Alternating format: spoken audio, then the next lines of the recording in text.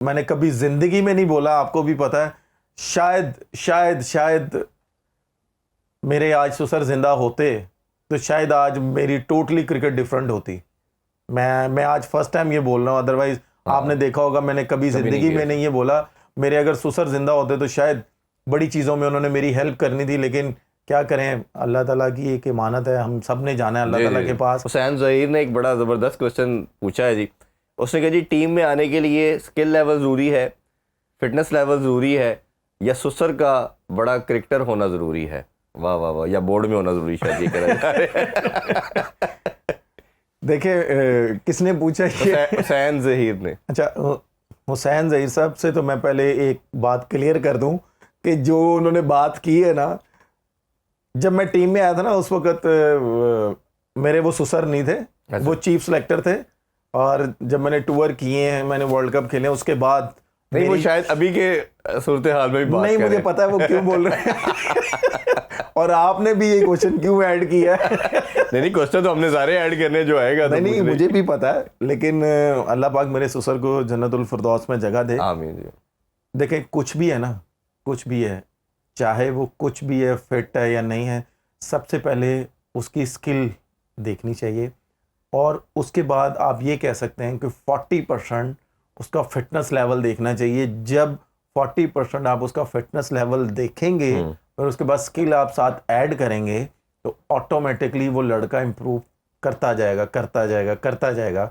लेकिन ये जो इन्होंने बात की है जी, ससुर को देखना चाहिए, उसको ससुर का जिंदा होना भी जरूरी है और उसका इन भी होना जरूरी है। मेरा ख्याल है कि मैंने कभी जिंदगी में नहीं बोला, आपको भी पता है। शायद शायद शायद मेरे आज ससुर जिंदा होते तो शायद आज मेरी टोटली क्रिकेट डिफरेंट होती। मैं आज फर्स्ट टाइम ये बोल रहा हूँ, अदरवाइज आपने देखा होगा मैंने कभी जिंदगी में नहीं ये बोला। मेरे अगर ससुर जिंदा होते तो शायद बड़ी चीज़ों में उन्होंने मेरी हेल्प करनी थी, लेकिन क्या करें, अल्लाह ताला की एक इमानत है, हम सब ने जाना है अल्लाह ताला के पास। और वैसे भी दूसरी पार्ट पे देखा जाए तो आप अपने कैरियर पे पीक पे थे जब आपने शादी की। बिल्कुल ठीक है, ऐसा नहीं था कि आप बाद में आए और बिल्कुल इस तरह का सिनेरियो नहीं था। कुछ भी है जो मेरे साथ हुआ था ना, ये इसमें जो मुझे सबसे ज़्यादा सपोर्ट किया मेरे वाले साहब ने, मेरी फैमिली ने, और उसके बाद मेरे ससुर ने मुझे सपोर्ट किया था कि उन्होंने मुझे पूछा कि तुमने ये काम किया है, मेरे फैमिली ने पूछा, मैंने कहा नहीं, तो उन्होंने ये मुझे बोला था कि उमर तुम करो, तुम इंशाल्लाह ऐसे निकलोगे इन कामों में से जैसे मक्खन में से बाल निकलता है। अब लास्ट नोट पे ये बता दीजिएगा, ऑब्वियसली फैन जानना चाह रहे हैं कि आपकी अरेंज मैरिज थी या लव मैरिज थी? Love marriage. वाह वाह वाह, ये वैसे ये उमर अकमल ने मेरा ख्याल है पहली दफा सीक्रेट रिवील किया है जी। अभी ब्रेक की तरफ बढ़ते वापस आके मजीद आप लोगों के क्वेश्चन शामिल करते हैं, हमारे साथ रहिए। Welcome back in PSL sports on special transmission. Umar भाई, अभी नेक्स्ट क्वेश्चन को ऐड करने से पहले अगर आपसे वो आप बता रहे थे, एक बड़ी ब्रेकिंग न्यूज़ दी है आपके कि आपकी लव मैरिज थी, तो ज़रा वो बताइए, भाभी से कब मुलाकात हुई, कैसे मिले और घर वालों ने क्या उसमें सपोर्ट किया आपको? कोई मुश्किल तो नहीं आई शादी में? मुश्किल नहीं होता ना, हमारी ट्रेडिशन होती है कि ज़रा कई दफ़ा प्रॉब्लम आती है।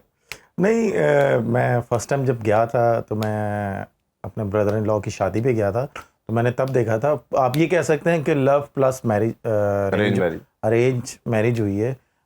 ये कह लें कि वो कहते हैं ना कि जब कुछ नहीं था तो उस वक्त अपने नहीं पूछ रहे थे, जब सब कुछ आया तो सारे कह रहे थे कि भाई कर लो, तो मैंने कहा नहीं, अब नहीं करनी। नहीं तो तब मेरे वालिद साहब ने मुझे बोला था कि अगर कोई है तो मुझे बता दो, तो मैंने अपने वालिद साहब को बताया, तो मेरे वालिद साहब ने मुझे बड़ा डांटा था। अच्छा। तो मेरे वालिद साहब ने कहा था कि तुम्हें वो खिलाने वाले हैं, टीम में लाने वाले वो चीफ सेलेक्टर थे तुम, चीफ सेलेक्टर हैं, तो वो मेरी तो हिम्मत नहीं पड़ रही, वो लेजेंड है पाकिस्तान के, तो मैं कैसे उनसे ऐसे बात करूँगा।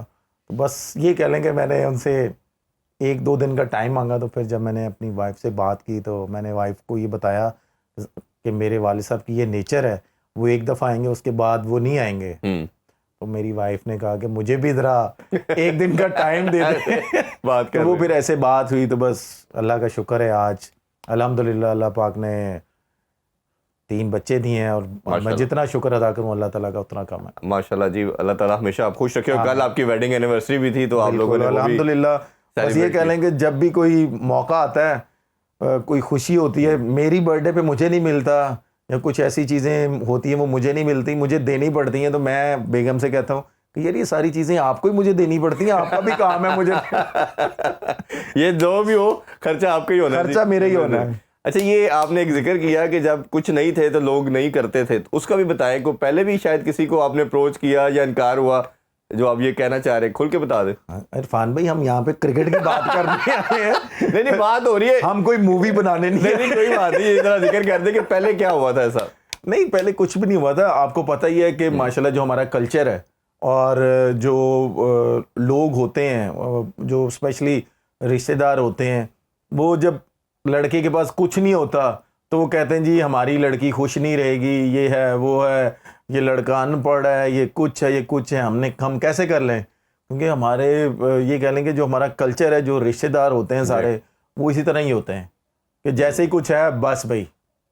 ये तो इवन घर में भी होता है, बच्चा कमा रहा हो तो वही सबसे बेहतर हो जाता है। तो बस इसलिए फिर मैंने कहा कि रिश्तेदारों में नहीं लेके आनी, कोई बाहर से ले आए, वो राज कर ले। मुझे चले, अभी तो पूरा पाकिस्तान बाबर आजम की शादी का भी वेट कर रहा है, और वो भी किसी दिन उमर भाई से पूछेंगे कब वो शादी कर रहे हैं, मालूम है तो बता दें वो भी। सर मैं मौलवी मैंने उसका निकाह कराना, ये बेहतरीन हाल यही है कि देखें उसके घर वालों को पता होगा, उसको पता होगा, अल्लाह करे, चले अल्लाह करे जी जल्दी वो भी शादी करे। हाँ। और बाकी जितने भी उसके दोस्त हैं और आप लोग सब मैरिड है तो बाबर आजम हम भी जाए उसकी शादी पे जाए बिल्कुल। और नसीम शाह, ये दो ऐसे प्लेयर हैं जिनके सब ओबियसली अब पूरा मीडिया जानना भी चाहता है। एक और क्वेश्चन है उमर भाई आपके लिए, बड़ी दूर से क्वेश्चन आया जी। मोहम्मद हारून ने टांक से पूछा है, केपी से। ये पूछ रहे हैं जी कि मैं बचपन से आपको क्रिकेट खेलते हुए देख रहा हूँ और आपका बहुत बड़ा फ़ैन हूँ। अल्लाह ताला ने आपको हर तरह की सलाहियत से नवाजा है, बट आप क्या रीज़न है कि अभी भी टीम में भी नहीं है और इवन PSL में भी हम आपको नहीं देख पा रहे? देखें, क्या नाम बताया था आपने भाई? मोहम्मद हारून। सबसे पहले हारून, थैंक यू वेरी मच। आप मुझे इतनी देर से फॉलो कर रहे हो कि आप इतना मुझे क्लोजली देख रहे हो कि मैं क्यों नहीं हूँ टीम में। देखो, सबसे पहले ये है कि यार देखो, मैं अपनी तरफ से परफॉर्मेंस कर रहा हूँ, कम बैक करने की पूरी कोशिश कर रहा हूँ, लेकिन वो नहीं ले रहे, PSL में भी नहीं ले रहे, मुझे नहीं पता, लेकिन इंशाल्लाह ताला एक दफ़ा ज़रूर मैं कम बैक करूँगा और अल्लाह ताला के घर में देर है अंधेर नहीं है। बिल्कुल इंशाल्लाह जी, जितना भी प्लेयर पाकिस्तान का जो भी अच्छा परफॉर्म करे उसको ज़रूर होना चाहिए। एक और क्वेश्चन है जी, असर टवाना साहब चीचों की मलिया से आपसे पूछ रहे हैं। टवाना साहब का क्वेश्चन आपसे ये है कि आप पूरी दुनिया में खेले हैं, तो कौन सा आपका फेवरेट ग्राउंड है? ओबियसली पाकिस्तान में तो आप बहुत कम खेले हैं, शायद प्रॉब्ली 2-3 आप मुझे मैचेस डोमेस्टिक खेला हूँ मैं। डोमेस्टिक तो ओबियसली खेल नहीं था तो सबसे फेवरेट आपका? मैं बेसिकली इसलिए नाम आपको बताया कि डोमेस्टिक खेल रहा हूँ। शायद लोगों को ये नहीं लग रहा ना कि मैं डोमेस्टिक नहीं खेल रहा। डोमेस्टिक मैं खेल भी रहा हूँ और अपनी अवेलेबिलिटी भी शो कर रहा हूँ, लेकिन कुछ सिलेक्टर या कुछ लोग वो कहते हैं कि जी हमने आपको हम आपको और खेले, अभी आप और खेलें इसलिए। तो उनका क्वेश्चन ये जी कि सबसे फेवरेट वेन्यू कौन सा आपका, जहां आपको खेल के बहुत मजा आता है, आप एंजॉय करते हैं?